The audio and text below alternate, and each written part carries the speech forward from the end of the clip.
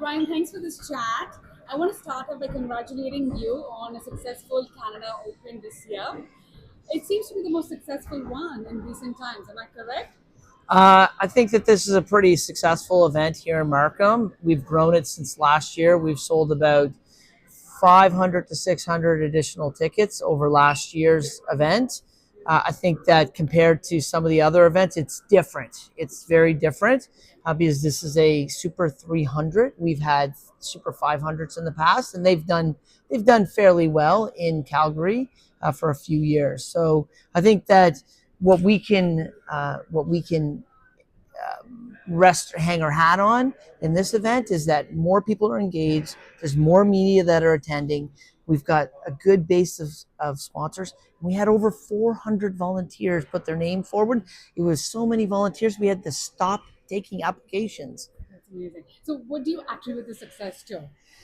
I think that there's a very lively base of players in Ontario. They're engaged, they're interested in badminton, they're interested in supporting it beyond just playing. And I also think that the growth of the sport across the country, it's exponentially growing. There are so many clubs popping up, there are so many players, and Michelle, Victor, I mean, that doesn't hurt either. They're doing so well on the international tour.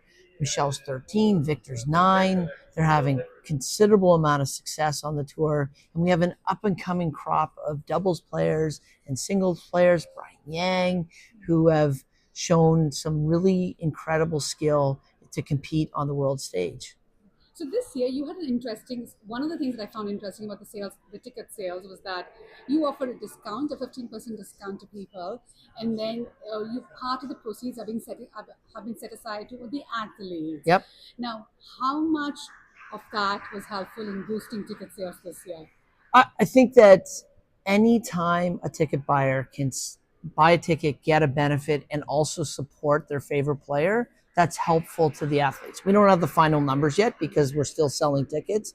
Uh, I I think that that is a way that people in the community can give back to the players, but also experience high level badminton.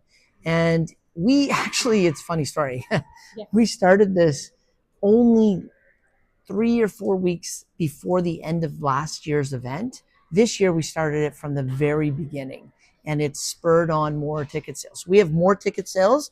We've made less revenue because we actually reduced the prices of tickets this year compared to last year. Sorry, you reduced the prices of the tickets compared to last year? Yes, we did. Oh, okay. Yes, so we started out with a lower ticket price this year Okay. to encourage people to buy earlier, and we heard the community that they're trying to evaluate the value of the ticket versus some of the other super elite events around the world, the HSBC World BWF World Tour events. Yes. We have a smaller venue with less seats, so we have to generate more revenue per butt in seat essentially. And this year we took the price point, we dropped it a little bit to encourage more tickets, and guess what? We sold more tickets. Yeah. Yeah. Over time, we increased the ticket price as we got closer and closer to the event to ensure that we were hitting our revenue targets to be able to support the event. Uh, the impression that some of us get is that there were more foreigners coming in for this tournament this year. I mean, is that correct, or is it just our perception? From players, you mean players? No, not players as such. Um, how? Patrons, Yes, fans, the fans, yes. fandoms. The fans, It's hard to Sorry. say. We don't know until the Yeah. end of the event. So we work with Destination Markham, who is our local partner. They get reports on hotel bills and bookings around the city. We have a host hotel with the Hilton Toronto Markham Conference and Spa, Suites and Spa, Conference Events and Spa, and they provide a report to Destination Markham, which then lets us know what type of hotel bookings. But we don't get that for at least another month. Now, Absolutely. we have more tickets that we have Yes, that you sold. sold. There are people who could come from outside the city. They don't have to be very far. Right. I know that there's a few clubs on the outer region that have bought tickets to come in and see the competition. It's great. So there is a question about affordability is huge in Canada. Cost of living prices have gone up so much. And there is, one of the things is for sports organizations is how do you balance making an event successful because you have expenses to cover, plus as well as making sure fans have access to the event. It's always a tough thing to balance, but how have you addressed that issue? I, I think that it's a very tough situation for national sport organizations. Up until recently, the government had kind of throttled the event funding that was invested in events like ours. So it didn't really matter what our budget was. The federal government would provide the same amount of money for an event of this level, which is a circuit event. It's not a direct entry into the Olympic qualifying period. So we have to ensure that as a not-for-profit organization that we are covering our costs. We can't run events, even international or national events, unless we're covering our costs.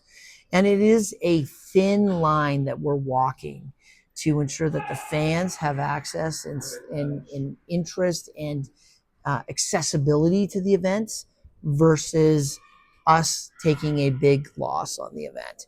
I report to a board of directors. They have expectations on meeting budget and ensuring that the association is in a healthy financial status. We have to balance that against the growing interest of fandom across the country. And it's not easy. And that's not a complaint. That's not a whining look at us. National sport organizations across the country are facing the same challenges as badminton. Increasing the fandom while making it accessible, but also not losing your shirts in the process. It's a tough balance, but I do want to ask you, why did you geo block the live telecast of these matches just for the Greater Toronto area? Because I'll tell you, I mean, even with FIFA, the City of Toronto had an agreement so that people could go to gather in community centers and malls and watch it. Yep. Because the prices were inaccessible for some people. Yep. For lots of Torontonians, Yep. for sure. So why did you geo-block it? You could have allowed that little bit of accessibility. So it's a great question. And the simple answer is we have a limited number of seats that we have to fill to ensure that we cover our expenses. And we know that the market that we're trying to tap into for ticket sales are also the same market that would stay home and stream it. And if it's streamed, we can't deliver the event. So we have to make a decision about how we're going to fund the event, and we do that through ticket sales. The BWF actually runs the production, runs the telecast. We then determine the distribution across the country. Past experience has led us to believe that while Torontonians are huge badminton fans, they're also eager and willing to jump on the telecast, and we have to fill the venue. If the tickets all sold out, guess what we would do? We would take that down, and we would let everybody see it across the country. It's a balance. We're a not-for-profit. You can't lose money. We have to be able to meet our basic financial obligations for this event, which is between $800,000 and $900,000 budget. That is a lot of money for an organization that has an overall budget of $2.9 million every year. We cannot take a big loss on these events. Absolutely. I hear you, Bryan, on that front. And I just want to move to a larger, bigger picture question. So in my opinion, badminton, regardless of whether it's been played in Canada or globally, it's always struggled to attract a large audience. Like I come from India, and in India, cricket overpowers everything. Even recently, we had Chirag Shetty complaining about the fact that even though their players did so well in the Thomas Cup, when they went back, they were not appreciated by the larger Indian crowd. So it's a global issue for badminton. Why is this such a struggle given how great the sport is? I think this is $1 million question. Yep. If you ever discover it, I would love to know the answer because you'll be able to cash in big time. I think that badminton, I mean, I want to talk about the positives of badminton.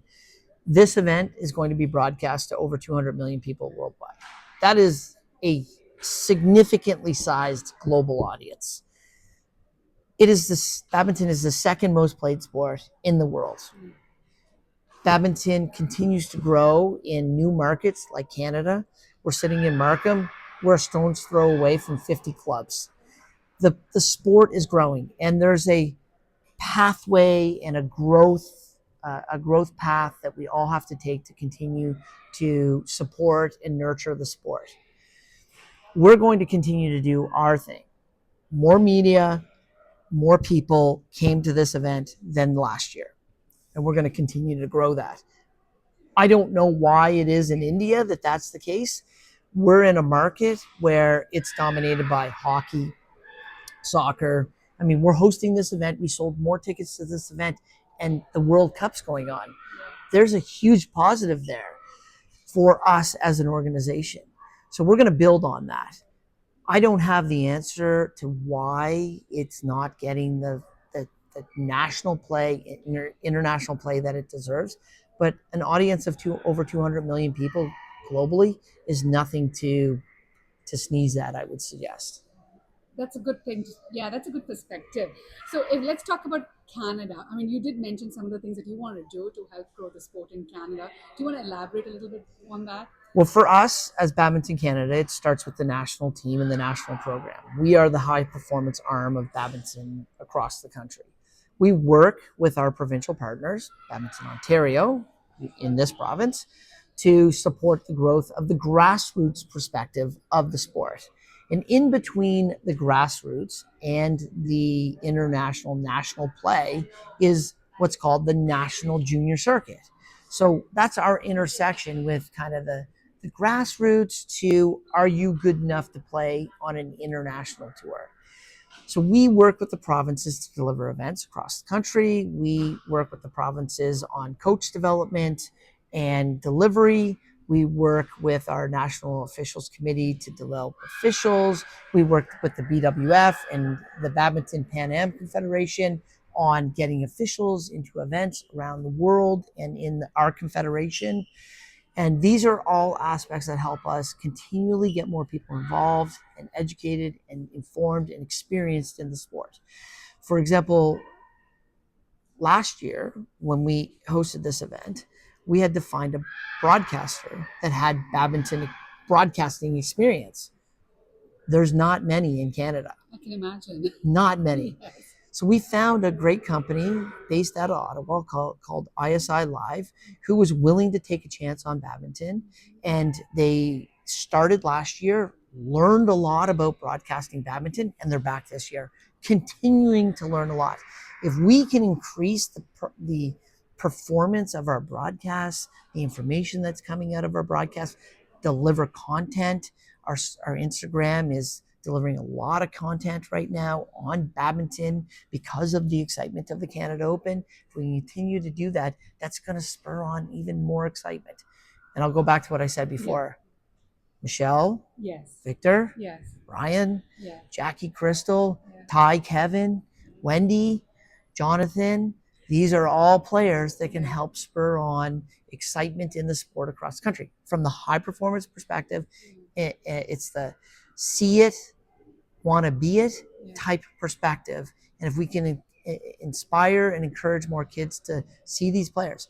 Victor won in the Indonesian Open. Yes. First Canadian to win a 1,000 level event ever. Yeah. We need more of that. And yes. And so we'll inspire from the top, from the, I don't want to say the top, the international level. We'll work with our provincial jurisdictions to find resources to infuse monies to grow the sport at the grassroots level.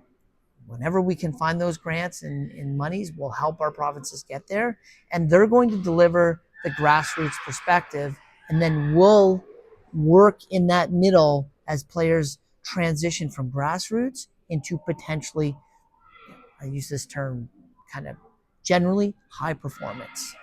Of course, for sure. And I agree with you. The plan is to create more Victor Lies and more Michelle Lees. I mean, we want more players at the international level playing. And there's tons and tons of potential, at least in the Greater Toronto area. But there's one little issue that I've noticed. The thing is that I don't know if that's been brought to your attention, but a lot of clubs rely on foreign coaches because Canada doesn't yet have the coaching depth Yep. in badminton. But recent changes to the federal government's immigration policies have meant it's becoming tougher and tougher to bring in coaches from abroad. Um, what can do about it, or have you started addressing this issue? Because I know it's a problem at the club level. So I've heard this. I have heard about this. We are not in the business of setting global immigration policy for Canada, but we do work within the system that we have. There's another layer that'll add to that, and that is safe sport. Safe sport is a significant issue with national sport organizations across the country. We have to continually meet the compliance requirements of the Sport Integrity Canada and the federal government. If we don't meet those safe sport compliance issues, we can put our funding at jeopardy. More so, we could put players at jeopardy when they're dealing with coaches who don't have criminal record checks, are not educated on this Canadian Safe Sport program. Badminton Canada relies heavily on that in supporting the immigration of coaches into Canada. So clubs could ask a coach to come and coach over a period of time. That's their entry point to get those coaches licensed and certified within the Safe Sport program of Canada. And then we can provide support through letters or declarations to say, Bryan Merrett, he came from England or wherever, and he is now Safe Sport compliant within the Canadian Safe Sport program, and he is a nationally licensed coach or provincially licensed coach. I don't know how far that helps in the immigration of coaches permanently into the country, but that's our part that we can contribute into that process. We don't have the financial resources or the people resources to dive deep into government policy on this. Or Advocate. We don't have a lobby arm of Badminton Canada. Our lobby arm is essentially the participation in the Canadian Olympic Committee's lobbying efforts to the federal government around funding and activities like that, working with the Summer Sport Caucus, which allows all the national summer sports to kind of collectively have their voice that contributes into a greater voice within the federal government, mainly targeted at Sport Canada and the Secretary of State. Immigration issues, maybe that's the next big issue that we're going to have to tackle. Maybe, and yeah, one battle at a time, right? One battle at a time. So tell me, where is the next Canada Open going to be held? Rumor tells me that it's moving back west. I can verify it's not moving west. Okay. But I can't verify the location at this point in time. Okay. So it has been confirmed for another 4-year cycle at a Super 300. Okay. Badminton Canada is currently in negotiations to determine the best location for that event and how it could potentially grow or add additional fan experiences to the delivery of the event. But it is not at this point moving outside the Ontario market. Okay, good to know. That's all I had for you today, Bryan. Thank you so much for the chat. Appreciate it. Thank you very much.